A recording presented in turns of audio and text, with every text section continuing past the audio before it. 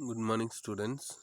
Last video கிளிப்பில் plants எப்படி absorb water and minerals food எல்லாம் எப்படி பண்ணுது அப்படின்னு பார்த்தோம். அதில் நம்ம டிஃப்யூஷன், ஆஸ்மாசிஸ், இம்பிபிஷன் இந்த மாதிரி நம்ம பார்த்தோம். அப்புறம் அசெண்ட் ஆஃப் சாப் அது மாதிரிலாம் பார்த்தோம். இப்போ அனிமல்ஸில் எப்படி சர்க்குலேஷன் நடக்குது அப்படின்னு பார்க்குறோம். ஃபஸ்ட்டு நாம் பார்க்கக்கூடிய heading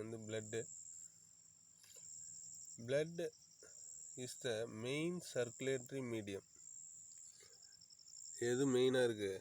blood in the human body. It is a red colored fluid connective tissue. எந்த மாதிரி இருக்குது அப்படின்னா உனக்கு தெரியும், ஒரு திரவம் மாதிரி ஃப்ளூயிடு. என்ன அப்படின்னா ரெட் கலர். அதுக்கடுத்து காம்பனன்ட்ஸ் ஆஃப் blood. ஸோ என்ன காம்பனன்ட்ஸ் பிளட்டில் இருக்குது? நம்ம பிளட்டு ரத்தம் சிகப்பாக இருக்குது அப்படிங்கிறது மட்டும்தான் தெரியும். ஆனால் என்ன காம்பனன்ட்ஸ்னால் blood consist of 2 main components. எத்தனை இருக்குது? 2 மெயின் காம்பனன்ட்ஸ். இந்த பிளட் 2 காம்பனன்ட்ஸில் ஒன்று இந்த fluid, plasma and the formed elements. என்னென்ன இருக்குது? அந்த பிளாஸ்மா டிஷ்யூவும் ஃபார்ம்டு எலமெண்ட்ஸ், அதாவது என்ன, blood cells which are found suspended in the plasma. எங்கே இருக்குது அப்படின்னா அந்த பிளாஸ்மாவில் அப்படியே பரவி காணப்படுது. நம்ம அடுத்து பார்க்குறதுன்னா பிளாஸ்மா. அதாவது 2 சொன்னோம் இல்லையா, பிளட் செல்ஸும் பிளாஸ்மாவும். இப்போ plasma it is a slightly alkaline. அல்கலைன்னா காரமாக அமிலமா அப்படின்னா என்னது? காரம். அசிடிட்டிக்னா என்னது? அமிலம். அப்போ அல்கலைன் அப்படிங்கிறது என்னது? காரம். அப்போ கண்டெய்னிங் நான் செல்லுலார் சப்ஸ்டன்ஸ். எது? செல்லுலார் சப்ஸ்டன்ஸ்னால் என்னது? அப்பார்ட்மெண்ட்டாக இருக்கும். இது என்னது? நான் cellular substances which constitute about 50% of the blood. பிளட்டில் எவ்வளோ இருக்குது அப்படின்னா நம்ம 2 டைப்ஸ் பார்த்தோம் இல்லையா, என்னது? பிளட் செல்ஸும் பிளாஸ்மாவும். இந்த பிளாஸ்மா எவ்வளோ இருக்குது அப்படின்னா ரத்தத்தில் 55%. அப்போ ரிமைனிங் தான் பிளட் செல். அப்போ organic substance like proteins, glucose, urea, enzymes, hormones, vitamins and minerals are present in the plasma. So என்னென்னலாம் ப்ரெசென்ட் ஆகிருக்கு? ப்ரோட்டீன்ஸ், புரத பொருள் இருக்குது, குளுக்கோஸ் சர்க்கரை பொருள் இருக்குது, யூரியா, என்சைம் நொதிகள், ஹார்மோன் வளர்ச்சி ஹார்மோன்லாம் இருக்கு இல்லையா, அதுவும் பிளட்டில் இருக்குது. அப்புறம் என்னது? Vitamins and minerals. இதெல்லாம் எதில் ஒரு கலவையாக இருக்குன்னா பிளாஸ்மாவில். அப்போ ஃபார்ம்டு எலமெண்ட்ஸ் ஆஃப் பிளட்டு. அடுத்து நம்ம என்ன பார்த்தோம்? பிளட் செல்ஸ்னு பார்த்தோம் இல்லையா. First plasma. ஸோ பிளாஸ்மாங்கிறது ரத்தத்தில் எவ்வளோ பர்சன்டேஜ் இருக்குது? 55%. அதில் என்னென்ன இருக்குது அப்படின்னா ப்ரோட்டீன் இருக்குது, குளுக்கோஸ் இருக்குது, யூரியா இருக்குது, என்சைம் இருக்குது, ஹார்மோன், விட்டமின்ஸ், மினரல்ஸ் இருக்குது. அடுத்து செகண்ட் டைப் என்ன பிளட்டில் அப்படின்னா ஃபார்ம்டு எலமெண்ட்ஸ் ஆஃப் பிளட்டு. அதில் பார்த்தீங்கன்னா 3 types of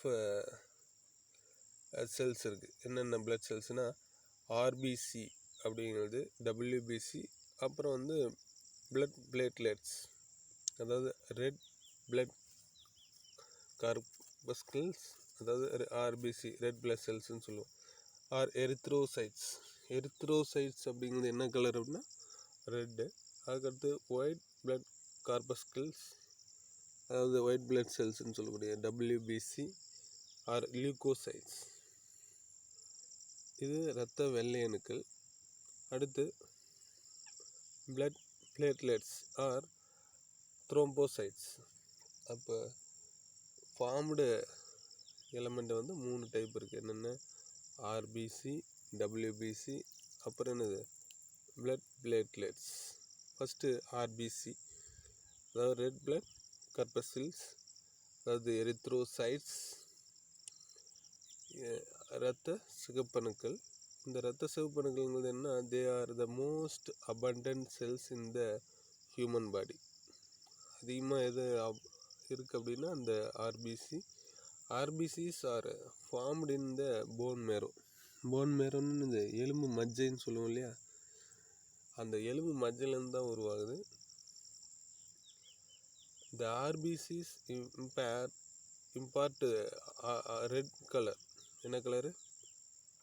red colour to the blood due to the presence of respiratory pigment called hemoglobin.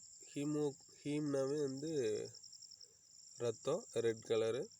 அப்போ ஆர்பிசியில் என்ன கலர் இருக்குன்னா ரெட் கலர். அந்த பிக்மெண்ட் என்ன அப்படின்னா haemoglobin. Mature mammalian RBCs do not have cell organelles and nucleus. இது 1 mark question. ஏன்னா young செல்லில் பார்த்தீங்கன்னா நியூக்ளியஸ் இருக்கும், செல் ஆர்கனல்ஸ் இருக்கும். செல் ஆர்கனல்ஸ்னால் என்னது, அதர் ஆர்கானிசம், அதாவது மைட்டோகாண்ட்ரியா, எண்டோபிளாஸ்மிக் ரெட்டிகுலம், அந்த மாதிரி நியூக்ளியஸ் எல்லாமே ப்ரெசென்ட் ஆகிருக்கும்.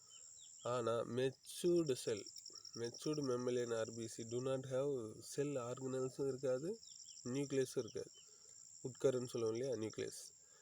தே ஆர் பைகான்கேவ். பைன்னு எத்தனை? 2. கான்கேவ் குவியல் அண்டு டிஸ்க் ஷேப். அந்த டயக்ராம்லேயே பார்க்கலாம். நீ 2 இதாக இருக்க மாதிரி கான்கேவ் ஷேப்பில் என்ன அப்படின்னா டிஸ்க் ஷேப், தட்டு வடிவத்தில் இருக்கும். Their life span is about 120 days. ஒருத்தர் பிளட் டொனேட் பண்ணிவிட்டு அடுத்து டொனேட் பண்ணால் எத்தனை நாள் இருக்குன்னு கேட்பாங்க அப்படின்னா 120 days. அப்போ அதோட லைஃப் ஸ்பேன், இப்போ நம்ம பாடி 120 நாளுக்கு ஒருக்க என்ன பண்ணிக்குது, அந்த பிளட்டை புதுப்பிச்சுக்குது. RBC is involved in the transport of oxygen from lungs to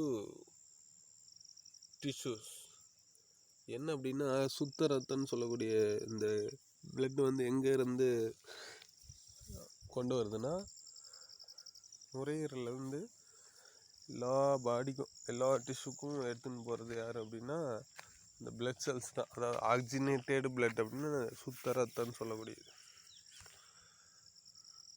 அடுத்து, do you know why does mammalian RBC lack cell organelle and nucleus? Mammalian RBC lack nucleus and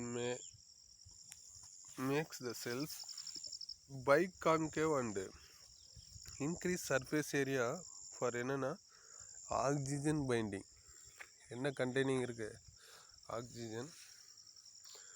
loss of mitochondria allows இந்த cell organelles எது மைட்டோகாண்ட்ரியாலாம் இருக்காது. இந்த RBC to transport the oxygen to tissue. அப்போ and losses endoplasmic reticulum allows more flexibility for RBC for move through the narrow capillaries. ஏன்னா நேரோனா குறுகிய அந்த tube இருக்கு இல்லையா, நம்ம ரத்த நாளம், அது வழியாக கொண்டு போகும்போது இதெல்லாம் இருக்காது. இதெல்லாம் மைட்டோகாண்ட்ரியா, எண்டோபிளாஸ்மிக் ரெட்டிகுலம் இதெல்லாம் இருந்தால் கொண்டு போக முடியாது. அதனால தான் செல் ஆர்கனல்ஸும் நியூக்ளியஸும் இல்லை. அடுத்து ஒரு முக்கியமானது ஒயிட் பிளட் கார்பஸ்கிள்ஸ், அதாவது லியூகோசைட், இரத்த வெள்ளை அணுக்கள். இந்த WBC are colourless, they do not have haemoglobin. ஏன்னா ஹீமோக்ளோபின் இருந்தால் தான் அது என்ன colour, red colour. And are nucleated cells. என்ன இருக்குமோ நியூக்ளியஸ் இருக்கும். நம்ம முன்னாடி பார்த்தோம் மெச்சூர் செல்லில் இருக்காதுன்னு, இதில் நியூக்ளியஸ் இருக்கும். It is found in the bone marrow. Phone மேரோ எலும்பு மச்சை. ஸ்ப்ளீன், ஸ்ப்ளீன்னா மண்ணீரல், ஈரல் கிடையாது மண்ணீரல். அடுத்து தைமஸ், லிம்ப் நோட். இதெல்லாம் எதுக்காக அப்படின்னா நமக்கு இம்யூன் பவர் கொடுக்குது இல்லையா, நோய் எதிர்ப்பு சக்தி, அது காரணமாக இருக்கக்கூடிய ஆர்கன்ஸ் எல்லாம் எதுனெல்லாம், bone marrow, spleen, thymus and lymph nodes, இங்கெல்லாம் தான் என்ன இருக்கும் இந்த WBC. They are capable of amoeboid movement. அமீபாய்டுன்னா என்னது, இந்த ஜிக்ஜாக்காக அப்படி ஒரு இடத்துலேருந்து இன்னொரு இடத்துக்கு போகுதுல, அந்த மாதிரி. The WBC can be grouped in 2 categories. என்னன்னா கிரானுலோசைட்ஸ், கிரானுலோசைட்ஸ், கிரானுல்ஸ் இருக்கக்கூடியது, கிரானுல்ஸ் இல்லாது அப்படின்னு 2 டைப்பாக இருக்குது.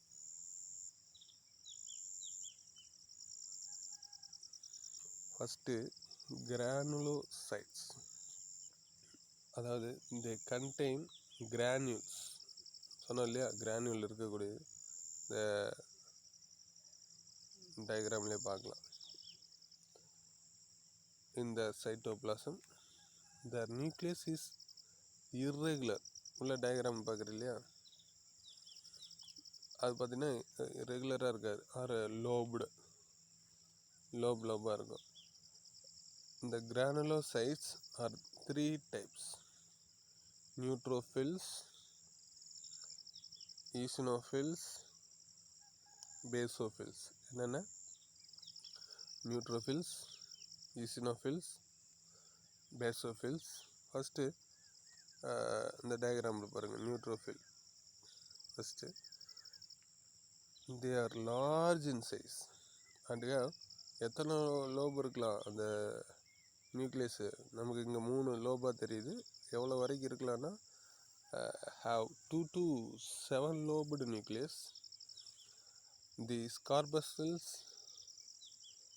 form 60% to 70% of the total leukocytes. அப்போ அதிக பர்சன்டேஜ் எதுதான் இருக்குது, இந்த நியூட்ரோஃபில்ஸ் தான். அப்போ இதோட வேலை என்ன அப்படின்னா, the numbers are increased during infection and inflammation. இப்போ ஒரு நோய் அதாவது அஃபெக்ட் ஆயிடுச்சு, இல்லைன்னா வீக்காக இருக்குது அப்படிங்கும்போது இதுதான் அதிகமாக வந்து செக்ரியேட் பண்ணி அதை வந்து கண்ட்ரோலுக்கு கொண்டு வரும். அது என்ன ஃபங்க்ஷனு, இன்ஃபெக்ஷன் அப்பவும் இன்ஃப்ளமேஷன், வீக்காக இருக்கும்போது மட்டும் இது அதிகமாக செக்ரிகேட் ஆகும். அதுக்கடுத்து ஈசினோஃபில், இந்த டயக்ராம் 2வது. எத்தனை லோப் இருக்குது, 2 to 3% வந்து டோட்டலாக இருக்குது. It has bilobed. எத்தனை லோப் இருக்குது, 2 லோப்டு நியூக்ளியஸ் அண்டு கான்ஸ்டியூட் எவ்வளோ பர்சன்டேஜ் இருக்கும், 2 to 3% total leucocyte. The number increase during conditions of allergy and parasitic infection. எந்த மாதிரி டைமில் இது வந்து முக்கியமாக அதிகமாகுதுன்னா, அலர்ஜி டைம்லேயும் பேரசைட்டிக்னு என்னது, ஒரு புழுவோ பூச்சியோ வந்து பாடியில் அட்டாக் ஆகிடுச்சு அப்படிங்கும்போது இது அதிகமாக செக்ரிகேட் ஆகும். It brings about detoxification of toxin. டாக்ஸின்ங்கிறது இப்போ இந்த புழு பூச்சியெல்லாம் அதனால் வந்து அலர்ஜி வருது இல்லையா, அது வந்து டாக்ஸிக் கண்டென்ட்டை கொடுத்துட்டு போயிடும் நம்ம பாடியில். அந்த டாக்ஸிக் வந்து என்ன பண்ணுது, நச்சுத்தன்மையை வந்து அழிக்கிறதுக்கு தான் இது காரணமாக இருக்குது. டாக்ஸின் வந்து என்ன பண்ணுது, டீடாக்சிஃபிகேஷன், நச்சுத்தன்மையை அழிச்சிடுது. அடுத்து பேசோஃபில்ஸ், இந்த டயக்ராமில் பாருங்கள், 3rd டயக்ராம்.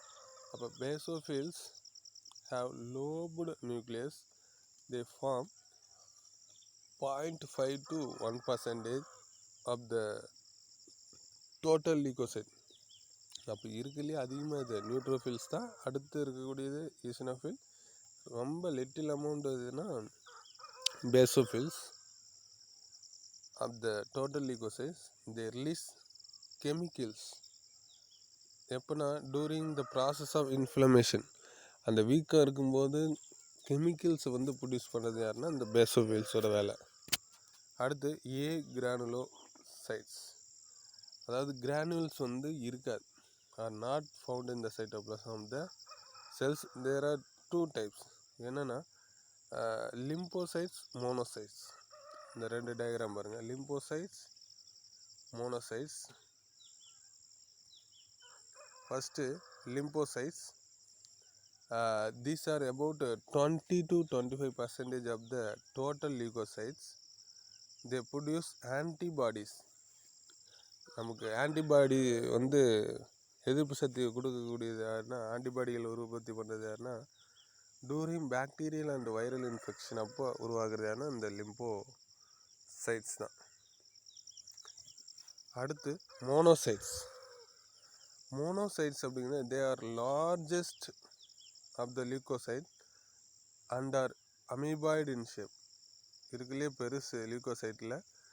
என்ன மூவ்மெண்ட் அப்படின்னா அந்த ஷேப் வந்து amoeboid shape. The cells form 5 to 6% of the total leucocyte. எவ்வளோ தான் இருக்குது? 5 to 6%. தேர் ஆர் ஃபேகோசைட்டிக், விழுங்கிறது, என்கல்ஃப் பண்ணிக்கும். And can engulf bacteria. எதை அப்படியே வளைச்சி போட்டு சாப்பிட்றது அப்படின்னா பாக்டீரியா. ஏன்னா நம்ம பாக்டீரியா அட்டாக் ஆச்சுன்னா அதை வந்து செல் ஈட்டிங்னு பேர், ஃபேகோசைட்டிக். சாப்பிட்டு விழுங்கிடுச்சுன்னா கொன்றும், அதுக்கு பேர் cell eating, phagocytic and engulf bacteria. அடுத்து blood platelets or thrombocytes. These are small and colorless. Third type. They do not have nucleus. என்ன இருக்காது? நியூக்ளியஸ் இருக்காது. There are about 250,000 to 4 lakh platelets, cubic millimeter of the blood. Lifespan of platelets எவ்வளோன்னா 8 to 10 days தான். மறுபடியும் அதை என்ன பண்ணிக்கும்? புதுப்பிச்சுக்கும். They play an important role. என்ன அப்படின்னா பிளட் கிளாட்டிங், ரத்த உறையுது. இப்போ காயமாயிருச்சு அப்படின்னா ரத்த உறையுது காரணமாக இருக்குது யாருன்னா இந்த blood platelets. Platelets form clot at the site of injury and prevent blood loss. இப்போ ஒரு இடத்துல அடிபட்டுச்சுன்னா ரத்தம் அப்படியே ரொம்ப லாஸ் ஆகாமல் பார்த்துக்கிறது, உரைய வைக்கிறது யாருன்னா இந்த பிளேட்லெட்ஸ். மோட்டுனோ அனீமியா, ரத்த சோகைன்னு பேர். Decrease the number of erythrocyte. ரொம்ப சோகையாக இருப்பாங்க, வெள்ளையாக ஒரு மாதிரி இருக்காங்க அப்படின்னா இது காரணம். Leucocytosis, increase the number of லியூகோசைட்ஸுக்கு பேர் தான் இந்த லியூகோசைட்டோசிஸ். லியூகோபீனியா அப்படிங்கிறதுனா decrease in number of leucocyte, குறையுது. த்ரோம்போசைட்டோபீனியா அப்படிங்கிறதுனா எது? த்ரோம்போசைட்ஸ் வந்து குறையுது.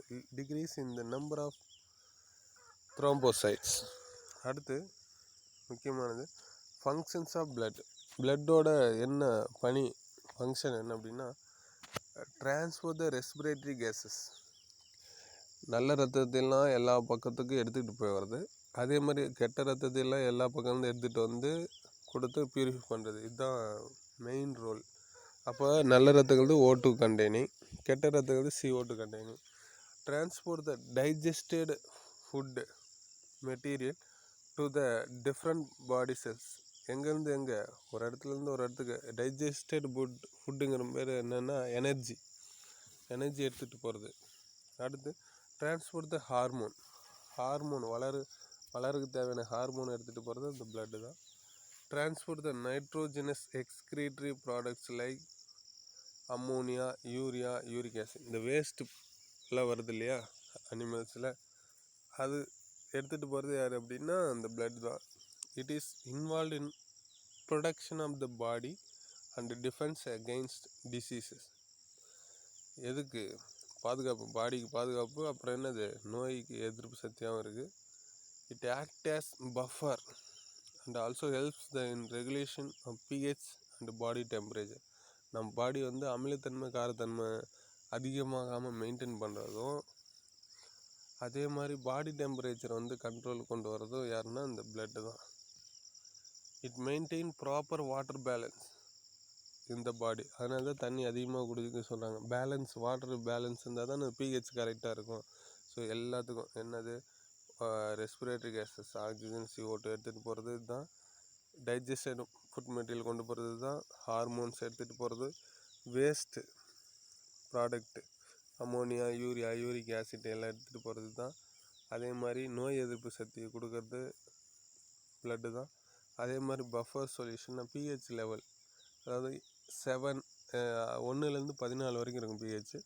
அதில் 7ங்கிறது வந்து நியூட்ரல், பிலோ 7 வந்து ஆசிட்டு, எபோவ் 7 வந்து பேஸு. அப்போ அதை மெயின்டெனன்ஸ் பண்ணுறது யாருன்னா இந்த பிளட்டு தான்.